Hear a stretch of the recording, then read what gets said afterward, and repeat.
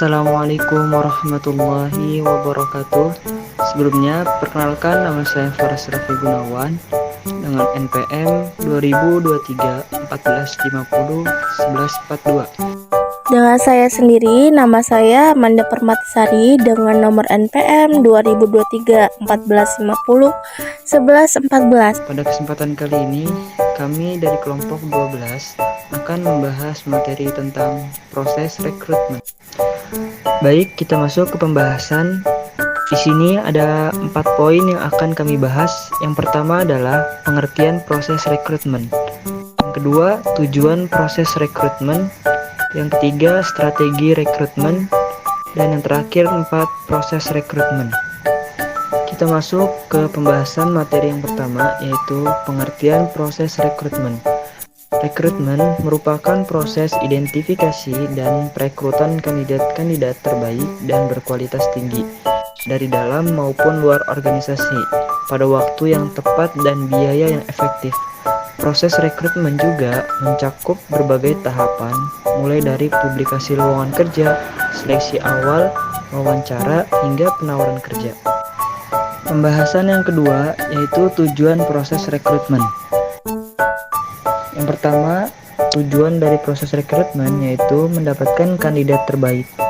Proses rekrutmen yang efektif membantu perusahaan menemukan dan memilih kandidat yang memiliki kualifikasi dan kompetensi yang sesuai dengan kebutuhan perusahaan.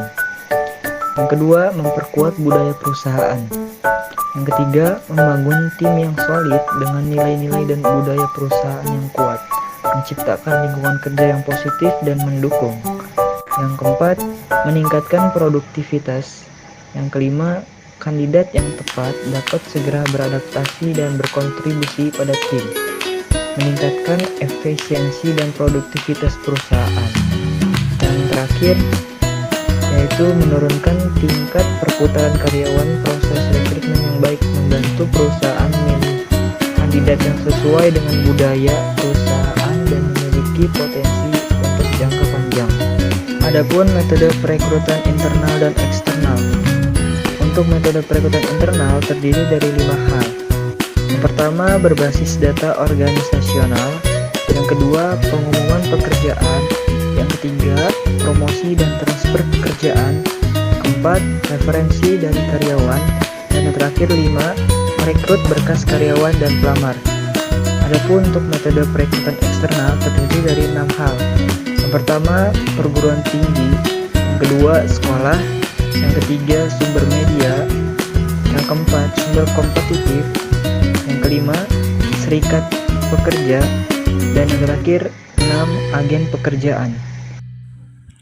Strategi rekrutmen adalah suatu konsep spesifik seputar hal-hal yang berkaitan dengan rencana pembukaan lapangan pekerjaan, meliputi posisi apa yang akan dibuka, waktu yang tepat, hingga tata cara pelaksanaan proses rekrutmen.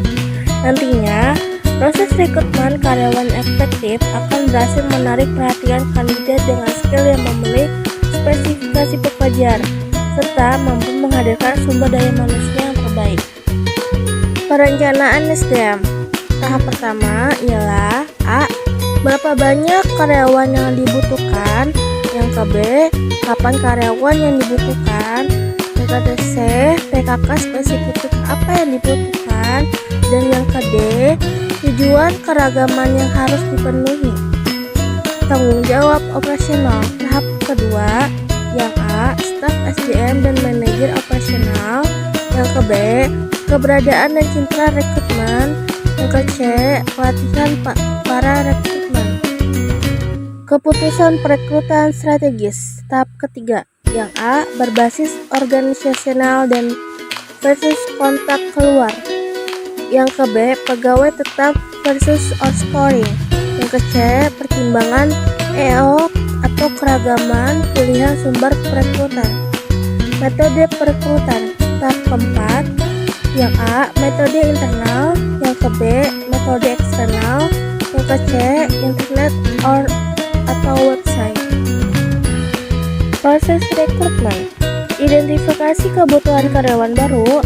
Proses rekrutmen yang pertama dilakukan dengan mengidentifikasi kebutuhan karyawan baru. atau untuk keperluan pergantian karyawan di satu unit kerja dalam perusahaan. Hal ini masuk ke dalam mempower planning. Di sini HR dan unit kerja terkait yang ada di perusahaan akan berdiskusi terkait dengan beban kerja dan jumlah karyawan yang ada. Dari di sini nantinya HR akan memprioritaskan mempower untuk direkrut sesuai dengan kebutuhan perusahaan. Membuat perencanaan perekrutan. Setelah mengetahui kebutuhan mempower, proses selanjutnya adalah merancang perekrutan. Proses perencanaan ini meliputi pembuatan job description, job specification, tahapan seleksi yang perlu dilakukan, perencanaan tentang waktu, biaya rekrutmen, serta pihak mana saja yang akan terlibat selama proses rekrutmen berlangsung. Pemasangan iklan lowongan. Proses rekrutmen berikutnya yang perlu dilakukan adalah memasang iklan lowongan pekerjaan. Pemasangan iklan lowongan ini bisa dilakukan dengan metode yaitu metode tertutup dan metode terbuka. Metode tertutup artinya iklan lowongan hanya berlaku untuk internet perusahaan atau disebut juga dengan internet hiring. Berikutnya adalah metode terbuka. Di sini iklan lowongan pun akan dipasang secara luas ke luar lingkungan perusahaan. Pemilihan job portal yang tepat mempermainkan peranan penting untuk mendapatkan kandidat yang sesuai kebutuhan perusahaan. Seleksi administrasi. Setelah memasang info loker, HR akan menerima banyak sekali lamaran yang masuk terlebih dahulu perlu melalui proses seleksi administrasi untuk menilai apakah kandidat mematuhi ketentuan yang ada dalam rekrutmen. Penilaian administrasi ini akan terangkum dalam kelengkapan berkas yang dikirim oleh kandidat, misalnya surat lamaran, daftar riwayat hidup, ijazah, sertifikat, dan lain-lainnya. Penyaringan kandidat. Di tahap ini, HR perlu sangat selektif memilih tingkat kecocokan yang CV yang masuk dengan kebutuhan perusahaan. Umumnya, HR akan dibantu oleh ATS sehingga dapat dengan cepat menyaring kandidat yang paling sesuai.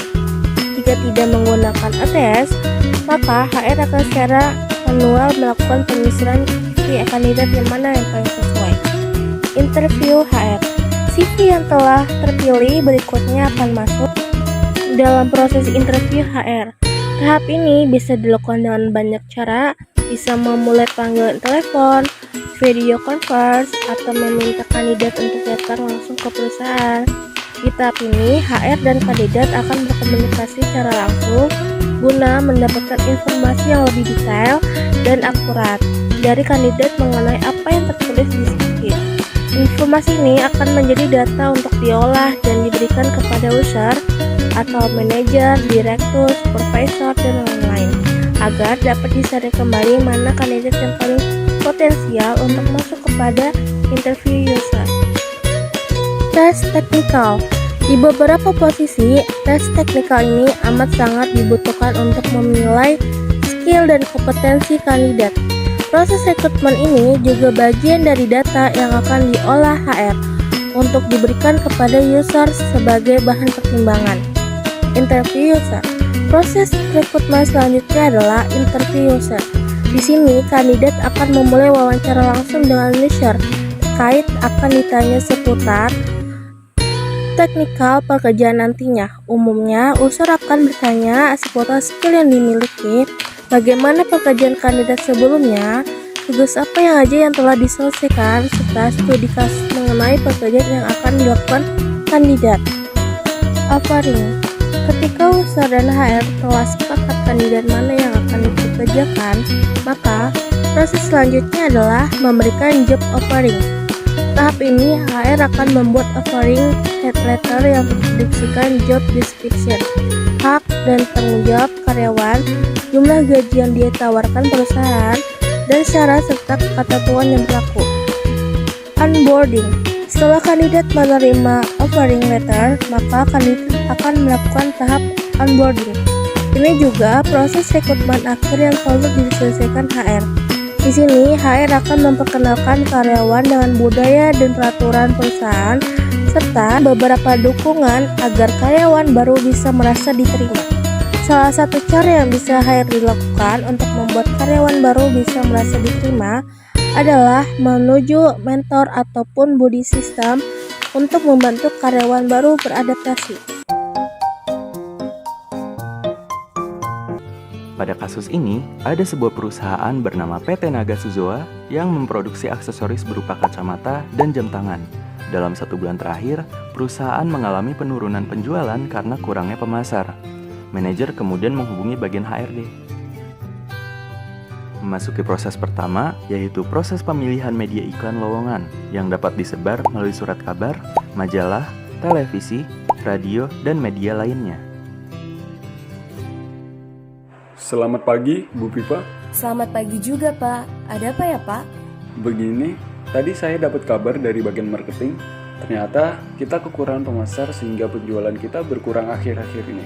Jadi saya ingin meminta Ibu untuk membuat info lowongan pekerjaan dan disebarkan melalui sosial media untuk bagian marketing. Untuk desainnya, Pak Riza sedang berada di jalan, jadi tunggu kehadiran beliau dulu ya, Bu. Baik, Pak. Proses selanjutnya yaitu pembuatan desain lowongan pekerjaan termasuk spesifikasi yang dibutuhkan perusahaan. Untuk spesifikasi yang dibutuhkan, kira-kira apa aja ya, Bu? Ini, Pak, sudah saya catat sesuai dengan yang dibutuhkan bagian marketing. Baik, Bu. Saya konfirmasi lagi. Pelamar maksimal 25 tahun, pendidikan S1 dengan IPK minimal 3,0, memiliki kemampuan berkomunikasi yang baik, menyelesaikan tugas sebelum waktu yang ditentukan, serta jujur, rajin, bertanggung jawab, dan mampu bekerja sama dalam tim. Betul, Bu?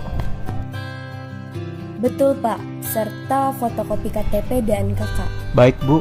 Akan saya buatkan, dan jika sudah selesai akan segera saya kirimkan melalui email.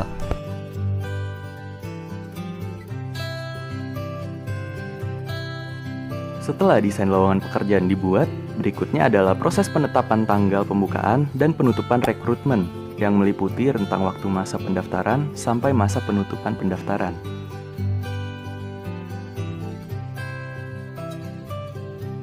Pak Hussein, desainnya sudah dibuat. Kira-kira penetapan waktu open recruitment-nya mau berlangsung berapa lama, Pak? Dan untuk pengumpulan berkas administrasinya ke siapa ya, Pak? Oh baik, untuk pembukaan pendaftarannya dimulai dari 29 April dan ditutup pada 5 Mei 2021.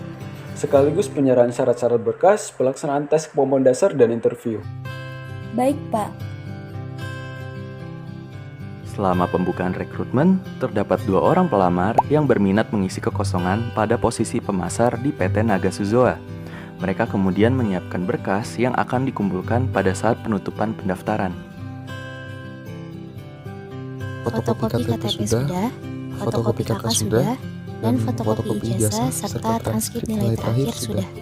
Setelah mereka memastikan terpenuhinya berkas yang dibutuhkan, mereka menuju ke lokasi interview pada tanggal 5 Mei 2021 untuk mengumpulkan berkas. Setelah administrasi berkas dikumpulkan, diseleksi, dan diterima oleh bagian HRD, mereka segera melaksanakan tes kemampuan dasar agar perusahaan mengetahui psikologi, kepribadian, dan keahlian pelamar.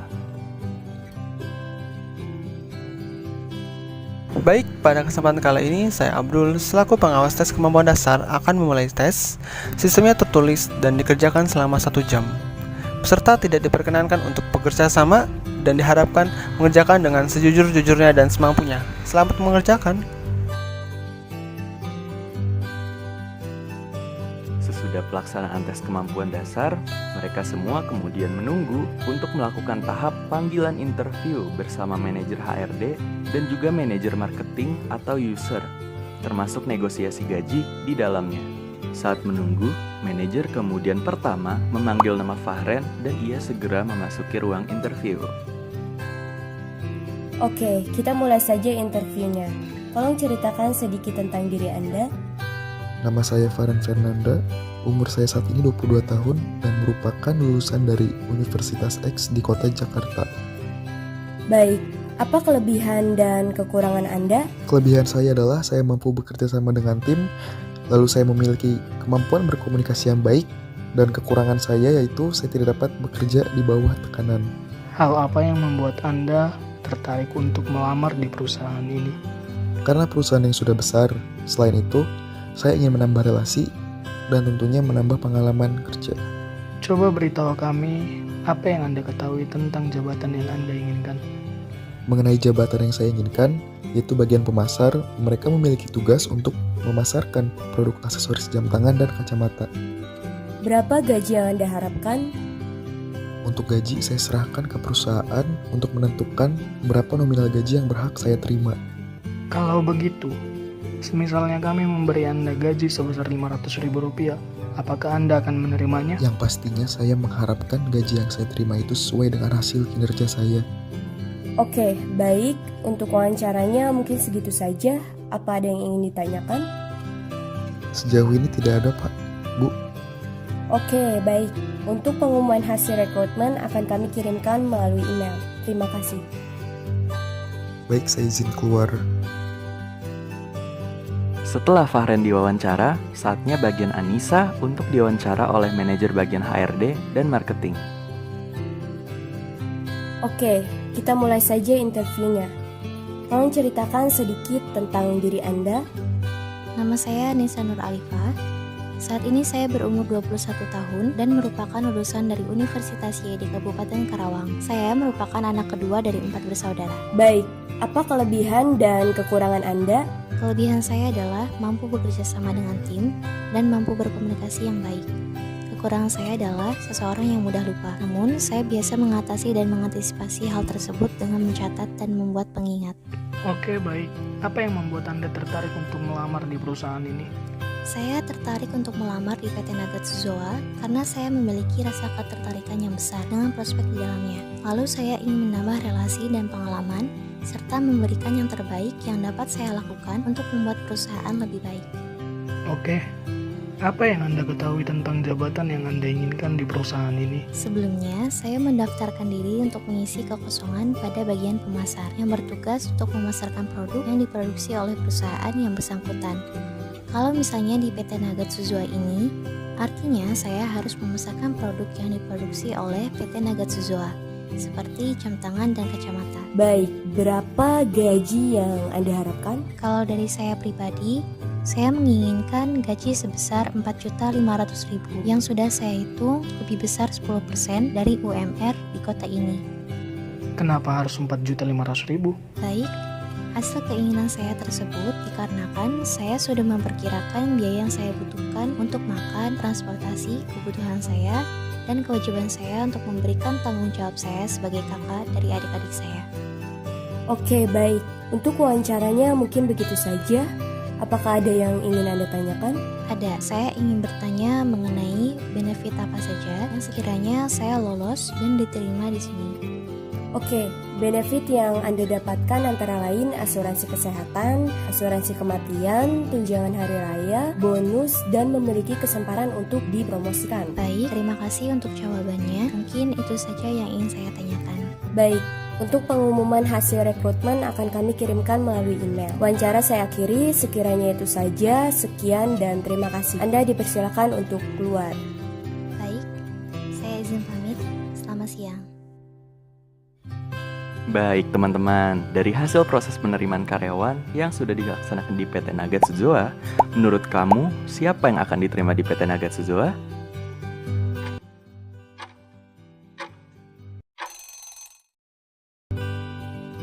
Oke, jika kamu menjawab Anissa yang akan diterima di PT Nagatsuzoa, maka tebakan kamu adalah benar.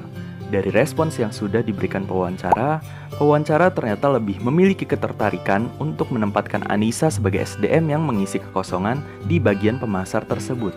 Karena Anissa menunjukkan pribadi yang berkomitmen, jujur, bertanggung jawab, teliti, aktif, dan berkompeten.